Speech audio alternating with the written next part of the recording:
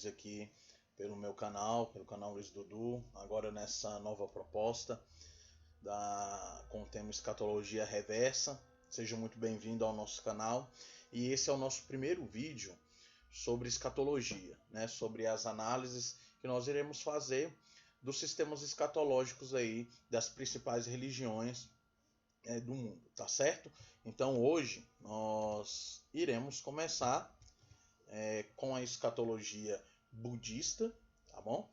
E nós vamos fazer algumas análises aqui importantes do sistema budista, para que a gente possa chegar então na escatologia, né, no sistema escatológico budista, tá certo?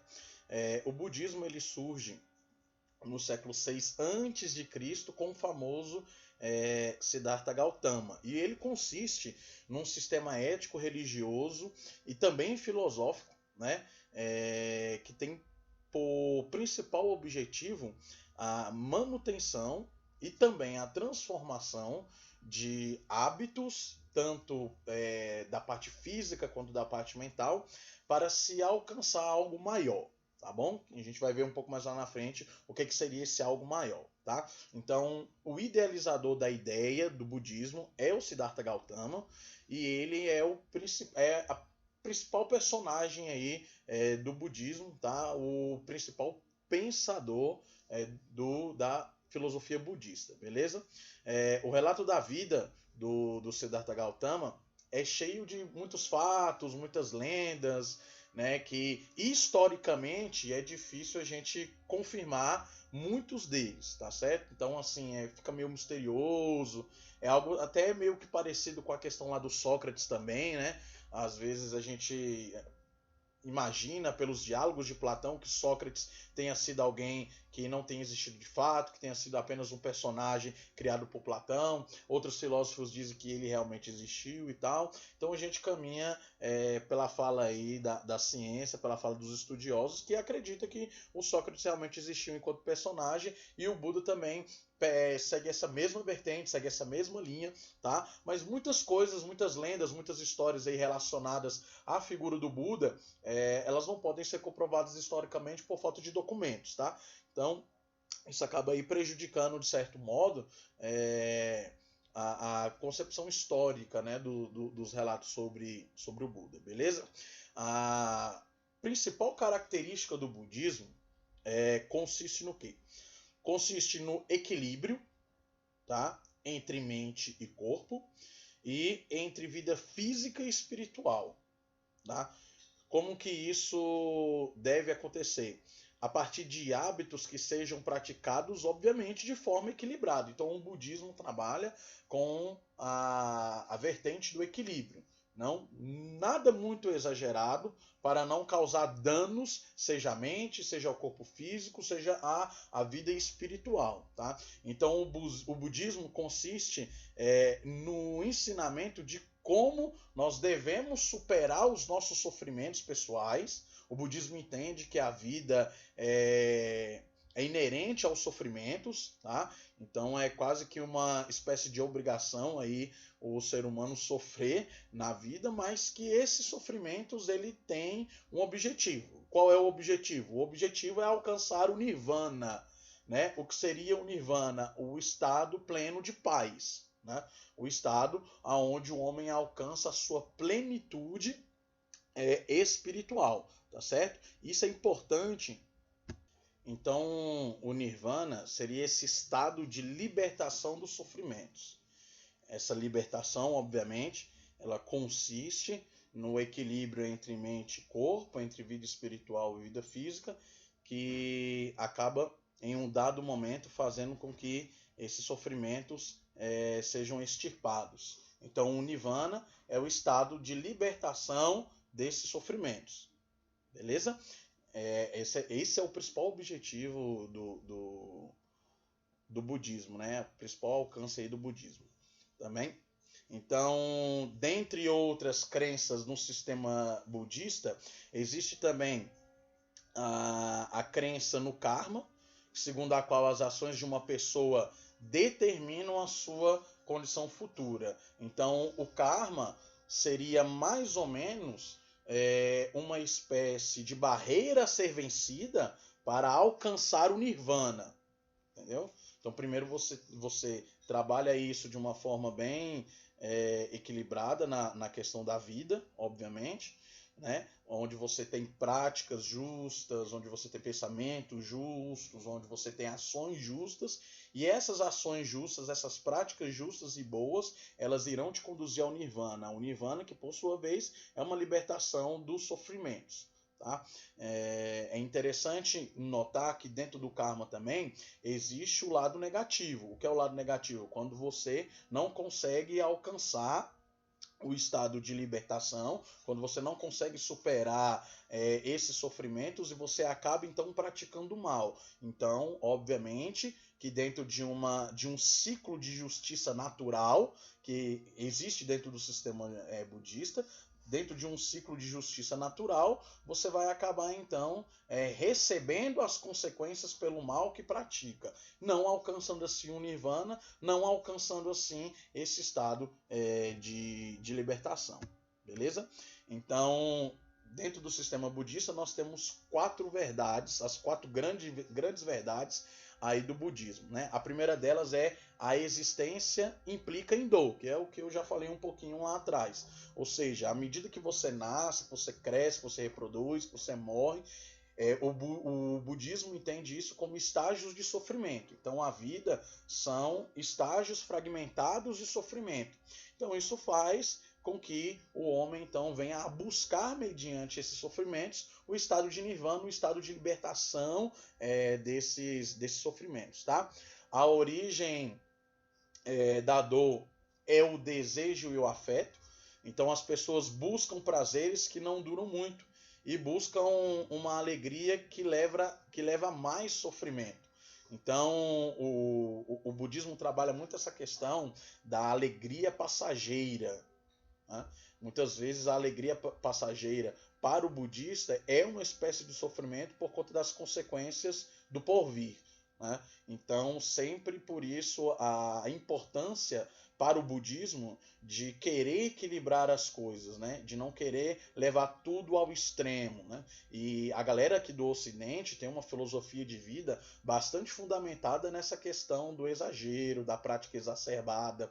E isso, né, para o budista, acaba levando as pessoas a um sofrimento maior. Então, deve ser evitado prazeres que te conduzam a sofrimentos maiores. Tá? Isso dentro de uma visão budista. Então eu quero que você vá percebendo aqui que tudo vai caminhando para um sistema escatológico, obviamente. Porque para o budismo a salvação é universal, ou seja, eles defendem um universalismo da salvação. No final, quem praticar essas ideias vai ser salvo. Só que a questão é a seguinte: você deve observar de forma bastante equilibrada esses quesitos para que você consiga alcançar o nirvana. Claro que você tem uns passos técnicos para que você possa alcançar isso, e a gente vai falar daqui a pouco.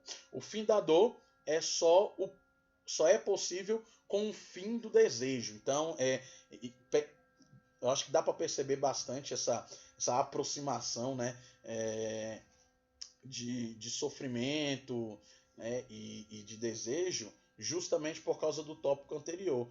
Dá até para fazer um link disso aí com aquilo que o Nietzsche fala no seu livro Vontade de Potência, né? Então é bastante interessante você ver como que o sistema budista também é recheado de filosofias que permeiam a questão da praxis humana, né? Da prática humana. Tá? Então só é possível o fim da dor com o fim dos desejos. Então é algo que deve ser controlado pelo indivíduo. Os desejos devem ser controlados, você deve refletir sobre esses desejos, de modo que eles não lhes venham causar sofrimentos futuros. Ou seja, não pode ser, colocando dentro da linguagem do Bauman, né, não pode ser um desejo líquido, não pode ser uma ação líquida, onde ali você faz aquela ação que provocam às vezes um fim desastroso. Né? Você tem que pensar no futuro, você tem que pensar à frente e quais as consequências isso, por sua vez, vai acabar trazendo. Né? Por fim, a superação da dor só pode ser alcançada através de 8 passos. Quais são esses 8 passos? Compreensão correta, pensamento correto, linguagem correta, comportamento correto, modo de vida correto, esforço correto, desígnio correto e meditação correta. Então você percebe que o equilíbrio é o bojo da filosofia budista, é o bojo do sistema religioso budista. Então tudo aquilo que você faz tem que ser o máximo possível ser correto. Você tem que evitar o erro, e evitando o erro você evita o sofrimento. Tá? Essa é uma análise bem constante dentro do sistema budista e bastante interessante do ponto de vista filosófico mesmo, porque você consegue fazer o link disso com filósofos do Estado moderno, como Nietzsche, como Schopenhauer, como a galera lá que sempre teve uma reflexão mais voltada à questão da prática da vida, da ética e da moral. Beleza? Agora nós vamos ver como funciona isso mais ou menos dentro da escatologia geral e individual. Bom, dentro da escatologia geral, o budismo acredita numa universalização, né, da salvação. Ou seja, no final das contas todo mundo vai ser salvo. Então, eles são universalistas, né? Então, no sistema pessoal do budismo, não existe um Deus absoluto ou pessoal. Não existe. Até porque, se nós temos um sofrimento exacerbado no mundo, né, se o homem é condicionado a sofrer, então isso por si só, para os budistas, é uma refutação do próprio Deus. Porque eles imaginam Deus como sendo uma pessoa de somente amor, uma pessoa que só ama, não é um Deus de juízo, não é um Deus que castiga, muito diferente da concepção cristã, da concepção bíblica, né? Então eles têm uma visão de Deus, se Deus ou os deuses existissem, né, seriam seres totalmente bons e que não proporcionaria à humanidade ou às suas criaturas sofrimento, né? Também é uma religião bastante endereçada nas crenças dos seus antepassados, então eles acreditam, né, na existência de vida após a morte, também acreditam na reencarnação, né? Uma das bases aí da doutrina da reencarnação é o budismo também presente na doutrina da reminiscência de Platão, tá bom? E o budismo é esse sistema, então, que acredita na universalização da salvação, né? Então, a iluminação, para que ela aconteça na vida do indivíduo, na vida do budista, ela tem que necessariamente seguir os próprios caminhos espirituais e transcendentais. Então, o homem sempre tem que buscar os caminhos de transcendentalidade. E o que seriam esses caminhos? Evitando o erro e buscando práticas corretas, buscando praxis correta, tá? Então, esse é o caminho de transcendentalidade, né? E uma das práticas aí mais propagadas pelo budismo é a meditação da mente, né?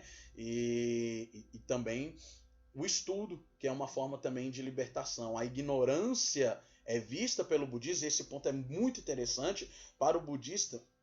A ignorância é uma falta de iluminação. Então, para você buscar a iluminação espiritual, interna, você deve ler, deve estudar, deve escrever, deve produzir conhecimento, e essa parte é muito legal dentro da escatologia aí budista, tá? Antropologicamente falando, o homem não tem nenhum valor e sua existência é temporária, tá?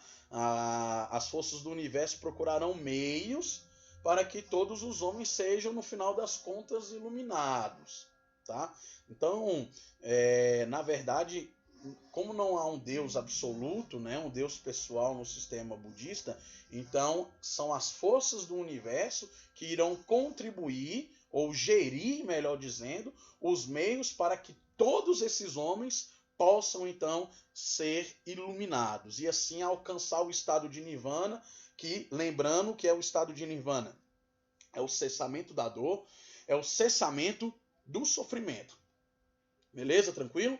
Quanto à alma do homem, que é aí a questão, né, já está mais alocada aí na questão da escatologia individual, porque na escatologia geral eles são universalistas, então na escatologia individual trabalha-se mais a concepção, né, do homem em si. Então no sistema de alma, na questão da alma, eles creem num círculo da reencarnação, né, que você morre e depois de um certo tempo você retorna à vida, mas eles acreditam que esse ciclo da reencarnação é um ciclo doloroso e que então eles têm que fazer preces, orações, dentro lá das suas crenças, né? Orando por essas almas, orando pelas almas dos seus antepassados e coisas do tipo, mas também acreditam que os seus antepassados detêm alguma espécie de poder para poder ajudá-los no caminho da iluminação para chegar assim ao nirvana, né? A iluminação que por sua vez, né, está em contraposição à ignorância.